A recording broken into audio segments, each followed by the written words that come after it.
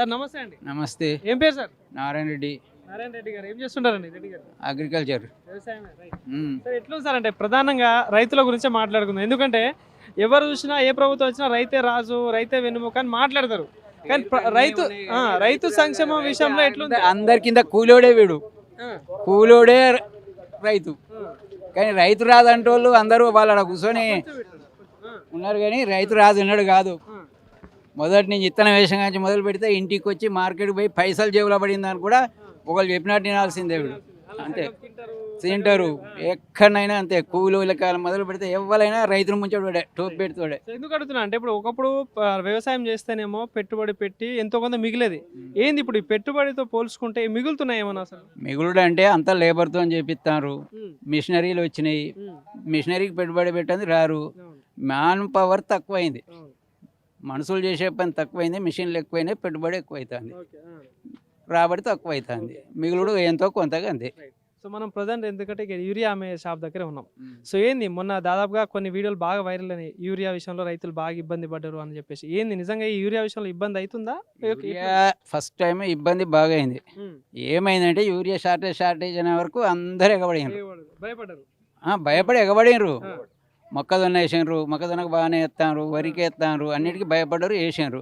వేసారికి వాళ్ళు ఏం చేసినారు, ఒక కార్డుల సిస్టమ్ తెచ్చారు. ఆ కార్డుల సిస్టమ్ తెచ్చిన వాళ్ళు మొదలు ఇచ్చిన వాళ్ళు తీసుకుపోయినారు. మళ్ళీ అది సగం కూడా ముందే యాప్ పెట్టారు. ఆ యాప్లో పెడితే మా అటువంటి చేయనే అవుతలేదు, ఆ యాప్ ఓపెన్ అవుతలేదు.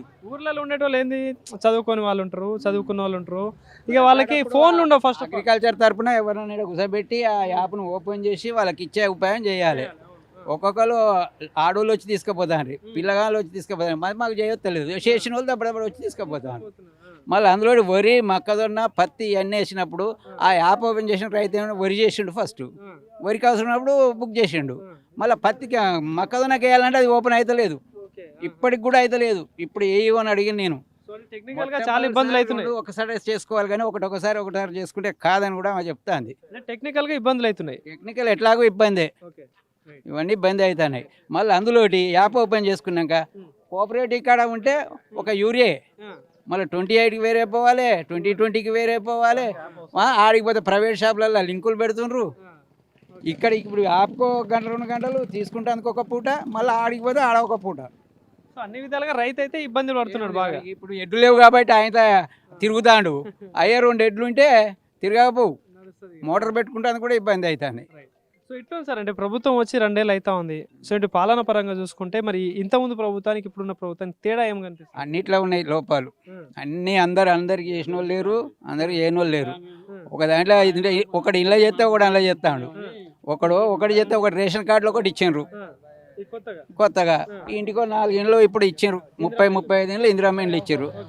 ఆయన ప్రపంచంలో నేను నా కాలనీ ఉండాలి, నా పేరు మీద 30 ఇండ్లు వరుసగా ఉండాలి అని పెట్టి కట్టినారు. కాంట్రాక్ట్లకు ఇస్తే వాళ్ళకి మిగలకుండా అయింది. వాళ్ళు ఆ పిల్లర్లు అన్నీ అయిపోయినాయి, ఈయన అయిపోయినాయి. ఈ ఇంటోడు కాబట్టి ఇంత కట్టుకుంటాడు, ఇంకా 10 రూపాయలు పడ్డా కలిపి కట్టుకుంటాడు. ఈ ప్రభుత్వ పథకాలు ఇందాక మనం మాట్లాడుకున్నట్టు ఇప్పుడు 6 గ్యారెంటీలు అన్నారు సార్. ఇప్పుడు సన్న బియ్యం కావచ్చు, మహిళలకు 2500, 4000 పెన్షన్ కావచ్చు, ఈ ఫ్రీ కరెంట్ అనేది, ఇంకా చూసుకుంటూ పోతే ఈ రుణమాఫీ కావచ్చు, బోనస్, ఇలా చాలా పథకాలు ఉన్నాయి. ఏంటి కాలేదు, సన్న బియ్యం ఇస్తుండ్రు. ఇంకా 6 గ్యారెంటీలకు అదే సన్న బియ్యం ఇస్తాను, రేషన్ కార్డులు ఇవైనాయి అంతే. కరెంట్ బిల్లు ఒకటి అవుతుంది 200 లోపు అయితే. ఫ్రీ బస్ విషయంలో ఎట్లా సార్ అంటే స్పందన? ఆడోళ్ళకి నయమండి, మగోనికి ఎక్కడిది, మగోడు ఎక్కి సీట్లు లేకుండా నిలబడాలి, డబ్బులు ఇచ్చి నిలబడాలి. వాళ్ళు వచ్చి మీద పడతారు అంతే అంతే. ఇక్కడ మరి పాలకుర్తి నియోజకవర్గం విషయానికి వస్తే ఎట్లుంది మరి ఇక్కడ పాలన ఎట్లా నడుస్తా ఉంది? ఇదే పాలన, ఇంకేం పాలన? కొత్తగా ఏం చేయట్లేరా? ఇంకా కొత్తగా ఎక్కడి అంటే అభివృద్ధి విషయంలో? ఎందుకంటే ఇప్పుడు ఇంతకు ముందు ప్రభుత్వం ఉండే, ఇంతకుముందు ఎమ్మెల్యే ఉన్నట్టు చేసుకున్నారు. ఇప్పుడు 15th సర్పంచ్ లేక రాలేదు కదా. ఇప్పుడు 15th ఫైనాన్స్ అది వస్తుంది, ఓ సీసీ రోడ్డు పోతారు, అంతకంతే అయిపోతాయి. కానీ పెద్ద మెయిన్ వర్క్లు అయితే ఏమైతే లేవు. సో ఇప్పుడు మన సర్పంచ్ ఎలక్షన్స్ అయిపోయినాయి కాబట్టి ఎట్లా వచ్చింది ఇక్కడ తీర్పు? కాంగ్రెస్కి వచ్చింది. కాంగ్రెస్ వచ్చిందా? సో ఎట్లుందంటే ఎట్లా మళ్ళీ ఎలక్షన్స్ వచ్చినాయి, ఇప్పుడు మళ్ళీ పాలకుర్తిలో ఎలక్షన్స్ జరుగుతాయి, ఏంటి మళ్ళీ ఇదే ప్రభుత్వం ఎమ్మెల్యే కోరుకుంటారా, మళ్ళీ ఏమైనా మార్పు కోరుకుంటారా? 6 గ్యారెంటీలు అమలు చేసి అందరికి అనుకూలంగా ఉంటే రావచ్చు. ప్రజల నాడు ఎవరికేం దొరుకుతుంది? సో ఫైనల్ గా మీ పెద్ద మంచిగా చేసిండు, ఊరికో కాలువ తెచ్చిండు, నీళ్లు చెరువులు నింపిండు. ఆయన చేసిన కానీ ఆయనకే లేదు. అంటే ప్రధానంగా ఇప్పుడు ఫైనల్ గా పెద్ద బంగారం విషయానికి వస్తే, సో ఇక్కడ ఏమైనా సమస్యలు కానీ ఇంకేమైనా చేయాల్సిన పనులు ఉన్నాయి?